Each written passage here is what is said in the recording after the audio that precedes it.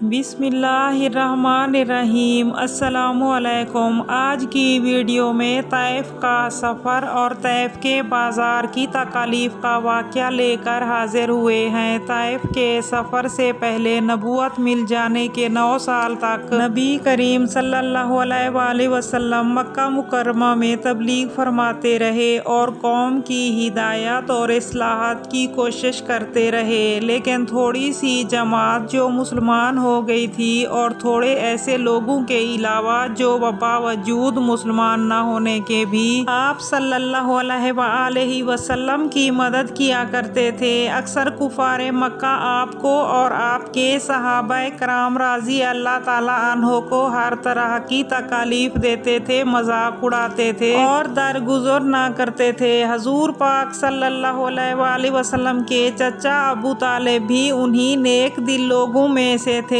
جو مسلمان نہ ہونے کے باوجود بھی آپ صلی اللہ علیہ وآلہ وسلم کی مدد کیا کرتے تھے۔ 10ویں سال میں جب ابو طالب کا انتقال ہو گیا تو کافروں کو اور بھی کھلے عام اسلام سے روکنے اور مسلمانوں کو تکالیف پہنچانے کا موقع ملا۔ پھر حضور پاک صلی اللہ علیہ وآلہ وسلم اس خیال سے طائف تشریف لے گئے کہ وہاں قبیلہ ثقیف کی بڑی جماعت موجود ہے، اگر یہ قبیلہ مسلمان ہو جائے تو مسلمانوں کو ان تکالیف سے نجات ملے۔ رسول پاک صلی اللہ علیہ وآلہ وسلم وہاں پہنچ کر قبیلے کے 3 سرداروں سے ملے جو قبیلے میں معزز سمجھے جاتے تھے اور ان سے گفتگو فرمائی اور اللہ کے دین کی طرف بلایا، مگر ان لوگوں نے دین کو قبول کرنے کی بجائے ان کی خاطر تواضع کرنے سے بھی صاف انکار کر دیا اور ان سے بے رخی اور بد اخلاقی سے پیش آئے۔ انہوں نے آپ صلی اللہ علیہ وآلہ وسلم کو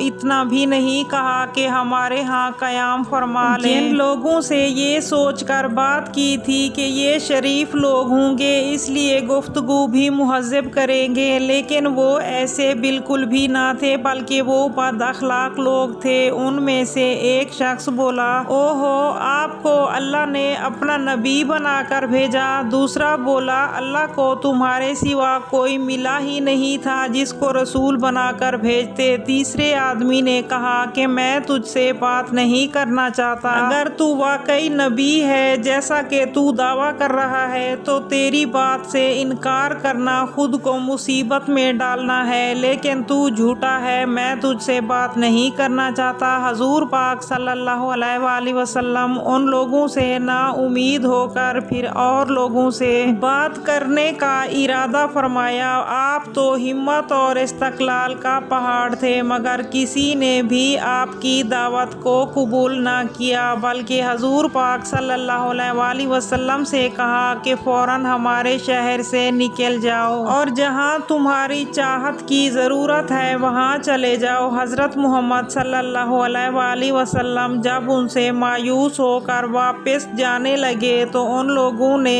شہر کے لڑکوں کو پیچھے لگا دیا کہ وہ آپ کا مذاق اڑائیں، تالیاں پیٹیں، آپ کو پتھر مارے، حتیٰ کہ آپ صلی اللہ علیہ وآلہ وسلم زخمی ہو گئے اور خون بہتا ہوا آپ کے جوتوں میں بھر گیا اور آپ کے جوتے خون سے رنگین ہو گئے۔ حضرت محمد صلی اللہ علیہ وآلہ وسلم اسی حالت میں واپس روانہ ہوئے اور حضور پاک صلی اللہ علیہ وآلہ وسلم نے یہ دعا مانگی، اے اللہ، تجھ سے شکایت کرتا ہوں، میں اپنی کمزوریوں کی، بے کسی کی اور لوگوں میں ذلت اور رسوائی کی۔ اے اللہ، تو کمزوروں اور بے کسوں کا رب ہے اور میرا بھی تو ہی پروردگار ہے۔ تو مجھے کس کے حوالے کرتا ہے؟ کسی اجنبی بیگانے کے جو مجھے دیکھ کر منہ پھیر لیتا ہے۔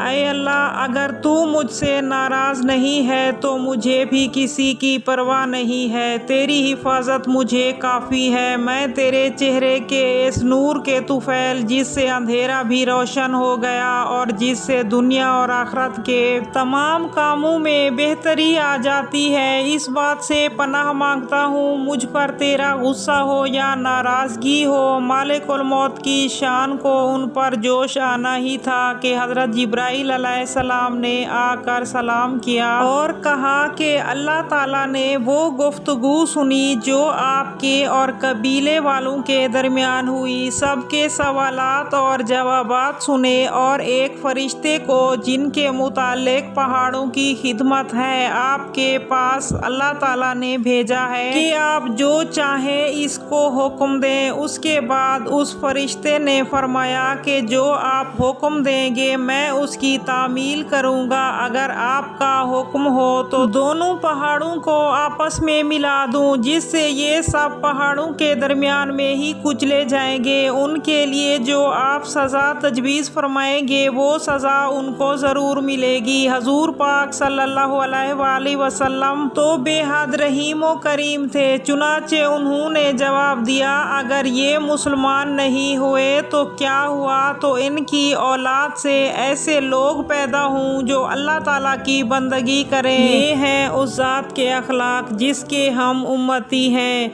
ہم ذرا سی تکالیف یا کسی کے گالی دینے سے بھڑک جاتے ہیں، ذرا بھی ہم میں قوت برداشت نہیں ہے، لیکن دعویٰ کرتے ہیں حضرت محمد صلی اللہ علیہ وآلہ وسلم کے امتی ہونے کا۔ امید کرتے ہیں کہ آج کی ویڈیو آپ کو اچھی لگی ہوگی۔ اگر ویڈیو اچھی لگی ہے تو ویڈیو کو لائک کر دیجئے، اور آئندہ ایسی اسلامک معلوماتی ویڈیوز دیکھنے کے لیے ہمارا چینل سبسکرائب کر لیجئے۔ ملتے ہیں اگلی ویڈیو میں، تب تک کے لیے اللہ حافظ۔